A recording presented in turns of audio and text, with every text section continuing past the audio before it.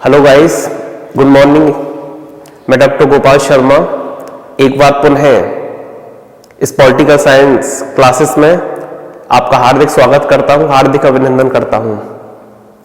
आज हम MA previous BA BEd second year का एक टॉपिक है भारतीय संविधान की प्रस्तावना। ये कॉम्पिटिटिव एग्जाम में भी उतना ही उपयोगी है जितना कि एकेडमिक एग्जाम में। तो आज हम बात करते हैं भारतीय संविधान की प्रस्तावना। देखिए, भारतीय संविधान की प्रस्तावना को प्रीम्बल, आमुख, उद्देशिका, संविधान की आत्मा, संविधान का दर्शन आदि नामों से पुकारा जाता है। संविधान हमारे देश की राज्य व्यवस्था को जानने का एक आधार भी है।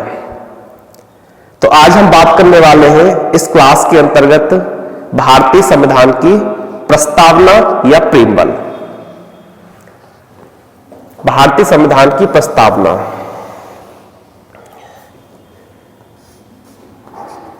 इसको आमुख भी कह सकते हैं। आमुख राजनीतिक यानी राज्य व्यवस्था को जानने का आधार भी है। ये राज्य व्यवस्था को जानने का आधार भी है हमारी प्रस्तावना। इसको भारतीय संविधान की आत्मा कहा जाता है, यानी सर्वसम्मति से भारतीय संविधान की आत्मा प्रीम्बल को कहा जाता है। यह भारतीय संविधान की कुंजी भी है, कुंजी भी कहा जाता है भारतीय संविधान की इसको। यानी भारतीय संविधान की प्रस्तावना एक पवित्र दस्तावेज है। अब पवित्र दस्तावेज क्यों है? क्योंकि हमारा संविधान भी एक महान डॉक्यूमेंट है। भाई, कुछ लोगों के लिए गीता महान डॉक्यूमेंट हो सकता है, किसी के लिए बाइबल, कुरान, रामायण, महाभारत हो सकती है। लेकिन हम जिस देश में रहते हैं उस देश में विधि का शासन है, रूल ऑफ लॉ है। तो इस नजरिए से हमारे लिए सबसे पवित्र अगर कोई डॉक्यूमेंट्स है वो है भारत का संविधान। इस भारत के संविधान के अंतर्गत ही संसद, सुप्रीम कोर्ट, हाई कोर्ट, विभिन्न राज्य सरकारें, prime minister, president, chief ministers राज्यों के सभी लोग इसी संविधान के अंतर्गत काम करते हैं। यह संविधान ही हमको राइट्स देता है, फ्रीडम देता है, व्यक्तित्व विकास के अवसर प्रदान करता है। तो इसलिए ये एक महान डॉक्यूमेंट्स है। इसीलिए प्रस्तावना को भारतीय संविधान का दर्शन भी कहा जाता है, दर्शन भी कहा जाता है। इसके महत्व को देखते हुए के एम मुंशी ने प्रस्तावना को राजनीतिक जन्म कुंडली भी कहा, राजनीतिक जन्म कुंडली।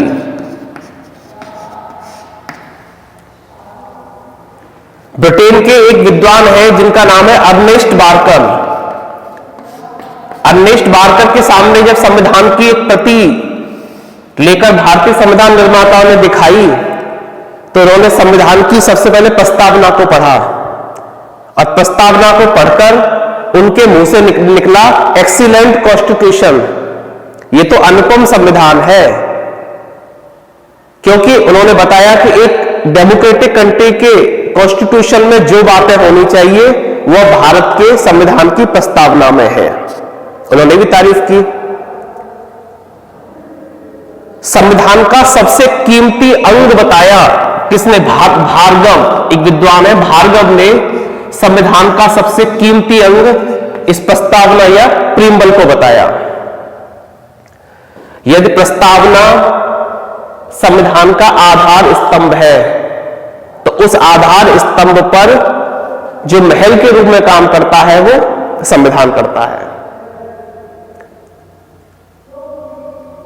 जिस प्रकार किसी पुस्तक के प्रारंभ में एक भूमिका होती है, भूमिका, और भूमिका को लिखने का उद्देश्य लेखक का क्या है, हम भूमिका को पढ़कर ही ये ज्ञात कर लेते हैं कि इस पुस्तक को लिखने के लिए लेखक का उद्देश्य क्या है, वो किस तरह का मैसेज पाठकों को देना चाहता है। ठीक उसी प्रकार भारतीय संविधान की प्रस्तावना को पढ़कर के ही यह अनुमान लगाया जा सकता है कि भारतीय संविधान निर्माता किस तरह की शासन प्रणाली भारत में स्थापित करना चाहते थे, वो कौन कौन से राइट्स भारत के लोगों को देना चाहते थे। ये सारी बातों को हम प्रस्तावना को पढ़ करके समझ लेते हैं। यद्यपि प्रस्तावना के अभाव में तो संविधान एक तरह से उपन्यास बन के रह जाता है। उपन्यास का अर्थ होता है इसका कोई अर्थ न निकलता हो पढ़ने के बाद। प्रस्तावना न्यायालय द्वारा अप्रवर्तनीय है। न्यायालय द्वारा अप्रवर्तनीय, इसका मतलब होता है कि न्यायालय प्रस्तावना को लागू नहीं करा सकता। यद्यपि प्रस्तावना का कानूनी महत्व नहीं है, कानूनी महत्व नहीं है, फिर भी इसके महत्व को कम करके नहीं आंका जा सकता। जहां संविधान की भाषा अस्पष्ट है, जहां संविधान की भाषा असंदिग्ध है, वहां पर संविधान के निर्वचन में, इसकी व्याख्या में प्रस्तावना की मदद ली जा सकती है। इसीलिए सर्वसम्मति से भारत के संविधान की प्रस्तावना को संविधान की आत्मा भी कहा जाता है। देखिए यहां पर 3 तरह के सवाल बनते हैं। संविधान की आत्मा किसे कहा जाता है, आप टिक करेंगे प्रस्तावना को। आर्टिकल 32 को डॉक्टर बी.आर. अंबेडकर ने संविधान की आत्मा हृदय कहा। ग्रेनविल ऑस्टिन ने नीति निर्देशक तत्वों को संविधान की आत्मा कहा। 3 तरह के सवाल बनते हैं। भारतीय संविधान की प्रस्तावना में एक बार संशोधन किया गया है, एक बार संशोधन 42 अमेंडमेंट्स हुआ 1976 में। इसके द्वारा भारतीय संविधान की प्रस्तावना में 3 शब्द जोड़े गए, समाजवाद, दूसरा पंथ निरपेक्षता, तीसरा अखंडता। ये 3 शब्द 1976 में 42वें संविधान संशोधन के द्वारा जोड़े गए हैं, यानी एक ही बार परिवर्तन हुआ है 1976 में। प्रस्तावना के संबंध में 2 मुकदमे बनते हैं। एक मुकदमा बना है 1960 में बेरूबारी बनाम भारत संघ, बेरूबारी बनाम भारत संघ। इस बेरूबारी बनाम भारत संघ में सुप्रीम कोर्ट ने यह क्लियर किया कि प्रस्तावना संविधान का भाग नहीं है, और जब संविधान का भाग नहीं है तो आर्टिकल 368 के तहत 368 के तहत प्रस्तावना में संशोधन नहीं किया जा सकता। लेकिन इसको निर्णय को पलटने का कार्य किया 1973 में। एक बहुत बड़ा सुप्रीम कोर्ट का जजमेंट आया, स्वामी केशवानंद भारती बनाम केरल राज्य 1973 में। 13 जजों की खंडपीठ ने अपने 7-6 के अनुपात में एक डिसीजन सुनाया, और वह डिसीजन इतना ज्यादा इंपॉर्टेंट था कि उससे पूरे संविधान ही बदल गया हमेशा के लिए। 1973 में केशवानंद भारती बनाम केरल राज्य में सुप्रीम कोर्ट ने कहा कि प्रस्तावना संविधान का अंग है, यानी भाग है, और इसमें संशोधन किया जा सकता है संसद के द्वारा। लेकिन सुप्रीम कोर्ट ने कहा कि संविधान के मूल ढांचे में किसी प्रकार का कोई संशोधन नहीं किया जाएगा, यानी इसमें मूल ढांचे का कंसेप्ट दिया। देखिए, मूल ढांचा का उल्लेख संविधान के किसी भी अनुच्छेद में किसी पार्ट में नहीं है, लेकिन फिर भी सुप्रीम कोर्ट ने यह अनुमान लगाया कि कुछ प्रावधान ऐसे हैं भारतीय संविधान में जिनमें संसद भी कोई छेड़खानी नहीं कर सकती। अगर छेड़खानी करती है तो संविधान का मूल ढांचा ही पूरा का पूरा प्रभावित हो जाएगा। इसीलिए जजमेंट बड़ा महत्वपूर्ण साबित हुआ। ये बेरोबारी बनाम भारत संघ के डिसीजन को पलटते हुए 1973 में केशवानंद भारती बनाम केरल राज्य में ऐतिहासिक डिसीजन आया। ये डिसीजन 24 अप्रैल 1973 को आया था, बहुत महत्वपूर्ण साबित हुआ। तो इस तरीके से ये दो मुकदमे बनते हैं। भारतीय संविधान की जो प्रस्तावना है वो फ्रांसीसी क्रांति, रूसी क्रांति और अमेरिकी क्रांति तीनों से प्रभावित है। फ्रांसीसी क्रांति 1789 में, रूसी क्रांति 1917 में और अमेरिकी क्रांति 1776 में हुई। तीनों क्रांति का प्रभाव हमारी संविधान की प्रस्तावना पर है। भारतीय संविधान की प्रस्तावना में अप्रत्यक्ष रूप से लोक कल्याणकारी राज्य की स्थापना की बात कही गई है। तो ये बेसिक चीजें हैं प्रस्तावना के विषय में। प्रस्तावना में 3 प्रकार के न्याय का उल्लेख हुआ है। 3 प्रकार का न्याय: सामाजिक न्याय, आर्थिक न्याय और राजनीतिक न्याय। तो भारतीय संविधान की इस प्रीम्बल को हम 2 रूपों में पढ़ते हैं। एक रूप तो हो गया प्रस्तावना का, ये जो अभी हमने इसकी बातें बताई है, और दूसरा पार्ट प्रस्तावना का वो हो गया जिसमें भारत के संविधान की प्रस्तावना क्या है। तो दूसरा भाग हम जानते हैं प्रस्तावना के शब्द कौन कौन से हैं। प्रस्तावना के शब्द बड़े पवित्र हैं, सबसे महत्वपूर्ण हैं। यही शब्द पूरे संविधान का दर्शन कहलाते हैं। अब हम शब्दों की बात करते हैं। देखा होगा आपने एनसीईआरटी बुक्स, कॉम्पिटिटिव एग्जाम की बुक्स के पीछे वाले पेज पर भारतीय संविधान की प्रीम्बल लिखी रहती है। क्या है कि हम भारत के लोग भारत को एक संपूर्ण प्रभु संपन्न समाजवादी पंथनिरपेक्ष गणराज्य बनाने के लिए, तो उसमें जो हम भारत के लोग लिखा हुआ है, with the people of India, हम भारत के लोग, इसको पहले समझते हैं। We are people of India, हम भारत के लोग। इससे 3 अर्थ निकलते हैं। हम भारत के लोग से 3 अर्थ निकलते हैं। पहला अर्थ क्या है कि राजनीतिक सत्ता जनता के हाथ में है।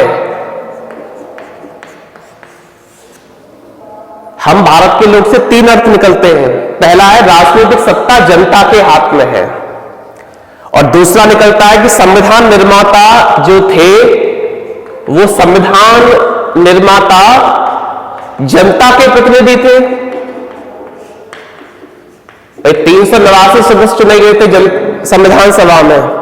उन 389 लोगों का चुनाव अप्रत्यक्ष रूप से हुआ था। 10 लाख की जनसंख्या पर 1 सदस्य चुना गया था।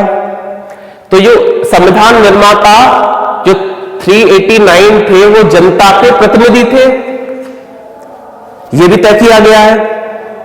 तीसरी बात इसमें क्या आई है कि जो भारत का संविधान है उस संविधान को जनता का समर्थन भी प्राप्त है, जनता ने स्वीकार किया है। 3 अर्थ निकलते हैं हम भारत के लोग। अब संविधान की प्रस्तावना को जान लेते हैं, बहुत महत्वपूर्ण है। एक एक शब्द बड़ा पवित्र है, एक एक शब्द बहुत महत्वपूर्ण है। एक एक शब्द से सर्वोच्च न्यायालय को व्याख्या करने में मदद मिलती है संविधान की। तो इसमें कहा गया है कि हम भारत के लोग भारत को एक संपूर्ण प्रभु संपन्न समाजवादी पंथनिरपेक्ष लोकतांत्रिक गणराज्य बनाने के लिए तथा उसके समस्त नागरिकों को सामाजिक, आर्थिक, राजनीतिक न्याय, विचार अभिव्यक्ति, विश्वास, धर्म और उपासना की स्वतंत्रता, प्रतिष्ठा और अवसर की समता प्राप्त करने के लिए और उन सब में व्यक्ति की गरिमा एवं राष्ट्र की एकता अखंडता सुनिश्चित करने वाली बंधुता बढ़ाने के लिए आज हम अपनी संविधान सभा में तारीख 26 नवंबर 1949 ईस्वी नित्य मार्ग शुक्ल सप्तमी विक्रमी 2006 को इस संविधान को अंगीकृत, अधिनियमित और आत्मा अर्पित करते हैं। यह संविधान की प्रीम्बल है, प्रस्तावना है। संविधान की जो प्रस्तावना में महत्वपूर्ण आदर्श दिए गए हैं, देखिए आदर्श, हम उसकी बात कर लेते हैं, आदर्शों की। ये आदर्श क्या है भारतीय संविधान की प्रस्तावना में? आदर्श है संपूर्ण प्रभुत्व संपन्न,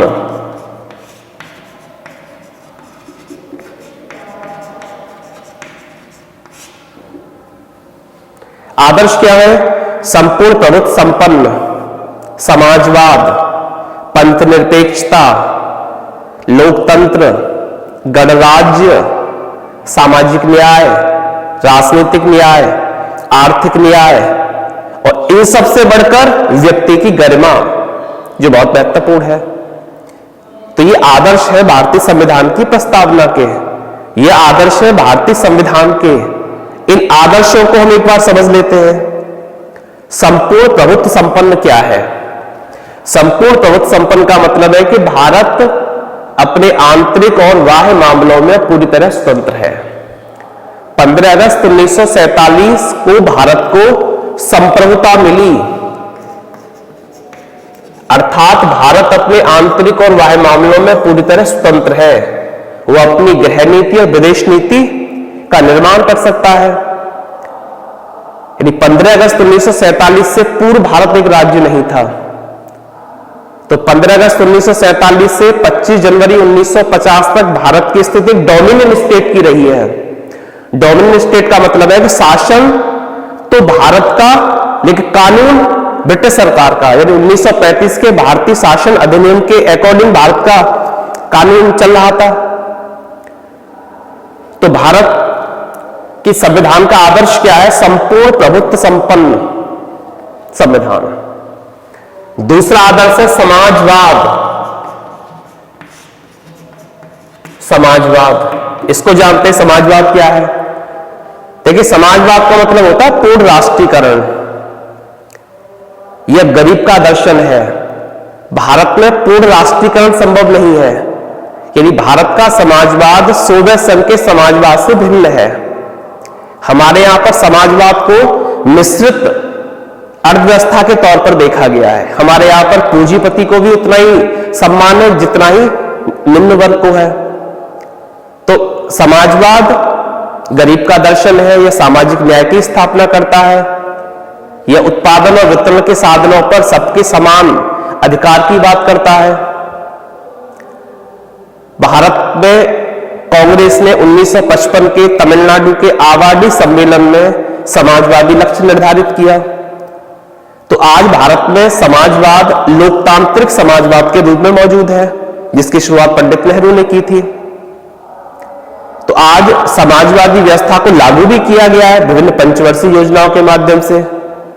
1969 में 14 बैंकों का राष्ट्रीयकरण करके निजी बैंकों को राष्ट्रीयकृत किया गया। राजाओं को दिया जाने वाला प्रिवी पर्स 26वां अमेंडमेंट 1971 के द्वारा उसको समाप्त कर दिया गया। निजी संपत्ति को मौलिक अधिकार से हटाकर कानूनी अधिकार बनाना भी समाजवाद की दिशा में एक महत्वपूर्ण प्रयास है। तो भारत में वर्तमान में क्या समाजवाद है? यह सामाजिक न्याय की स्थापना करता है, गरीब का दर्शन है, मिश्रित अर्थव्यवस्था को मानता है। समाजवाद दुनिया के सभी देशों में है। ब्रिटेन में यह समाजवाद फेबियन समाजवाद के रूप में मौजूद है। जर्मनी में संशोधनवाद के रूप में मौजूद है। फ्रांस में यह श्रमिक संघवाद के रूप में मौजूद है। तो इस तरह समाजवाद हम पढ़ रहे हैं भारतीय संविधान की प्रस्तावना के आदर्श।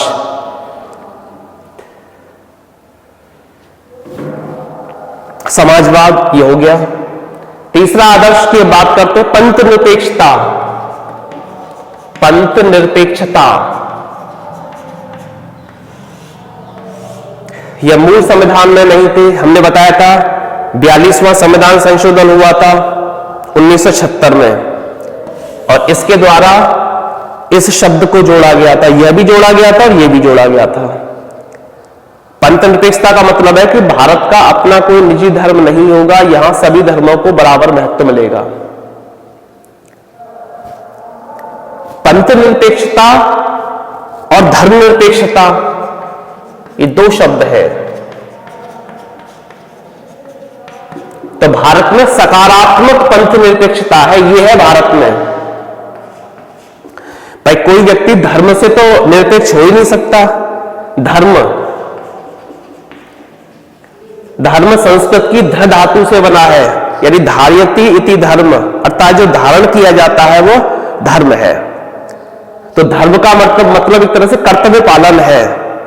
तो कोई व्यक्ति धर्म से निरपेक्ष तो हो ही नहीं सकता, इसीलिए भारत में पंथ निरपेक्षता का स्वरूप निर्धारित किया गया है, यानी सभी को अपने अंतःकरण की आजादी प्राप्त होगी, सभी को अपने धर्म का प्रचार प्रसार करने की आजादी होगी। यानी भारतीय संविधान के अनुच्छेद 25 से 28 में पंथ निरपेक्षता का प्रावधान किया गया है। तो ये एक आदर्श है पंथ निरपेक्षता। और गणराज्य, भारत एक गणराज्य है। इसका मतलब होता है कि भारत का सर्वोच्च पद यानी राष्ट्रपति पद वंशानुगत आधार पर चयनित नहीं होता, बल्कि अप्रत्यक्ष रूप से उसका एक निर्वाचन होता है। ब्रिटेन में सम्राट या राजा आनुवंशिक है, लेकिन भारत में, फ्रांस में और अमेरिका ये तीनों गणराज्य हैं। अर्थात गणराज्य में राष्ट्रपति का चुनाव प्रत्यक्ष भी हो सकता है और अप्रत्यक्ष भी हो सकता है। जैसे अमेरिका में प्रत्यक्ष चुनाव हो सकता है, होता है। तो भारत एक गणराज्य है, यहां का राष्ट्रपति वंशानुगत नहीं होता, बल्कि निर्वाचित होता है अप्रत्यक्ष रूप से। लोकतंत्र एक आदर्श क्या है? लोकतंत्र। जनता सर्वे सर्वा होती है, जनता का शासन होता है लोकतंत्र। जनता अपने प्रतिनिधियों का चुनाव करती है। अगर प्रतिनिधि जनता की अपेक्षा पर खरा नहीं उतर पाते तो जनता अगले इलेक्शन में उनको पद से हटा भी सकती है। भारत दुनिया का सबसे बड़ा लोकतांत्रिक देश है। इसका मतलब है कि भारत में वोट डालने वाले लोगों की संख्या दुनिया से कई गुना ज्यादा है। लगभग 95 करोड़ लोग वोटर है भारत में, आई का अनुमान के अनुसार। तो लोकतंत्र एक आदर्श है। सामाजिक न्याय, सामाजिक न्याय, सामाजिक न्याय क्या होता है? कि समाज में जाति, भाषा, धर्म, लिंग या जन्म स्थान के आधार पर कोई भेदभाव न हो। अर्थात समाज में दो वर्ग नहीं हो सकते, विशेषाधिकार प्राप्त वर्ग और अधिकार विहीन वर्ग। यानी विशेषाधिकारों पर आधारित समाज नहीं होगा, सब समान माने जाएंगे। सामाजिक न्याय की स्थापना करता है। आर्थिक न्याय, भारतीय संविधान की प्रस्तावना में आर्थिक न्याय का उल्लेख किया गया है। आर्थिक न्याय का मतलब होता है कि समाज में उत्पादन और वितरण के साधनों पर सबका बराबर अधिकार होना चाहिए। समाज में आर्थिक विषमता कम से कम होनी चाहिए।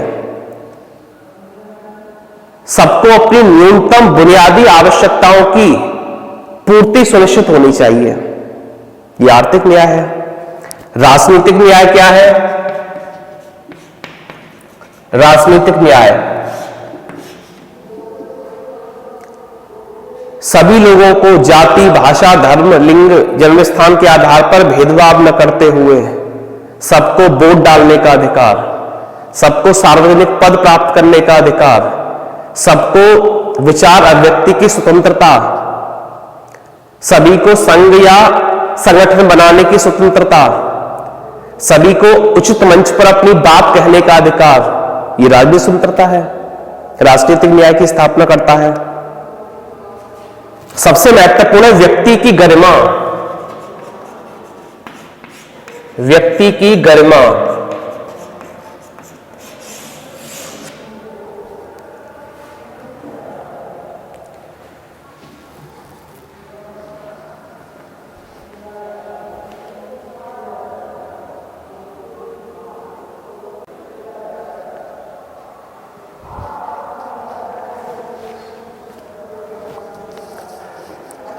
हम पढ़ रहे हैं भारतीय संविधान की प्रस्तावना के आदर्श, जिसमें एक महत्वपूर्ण है व्यक्ति की गरिमा।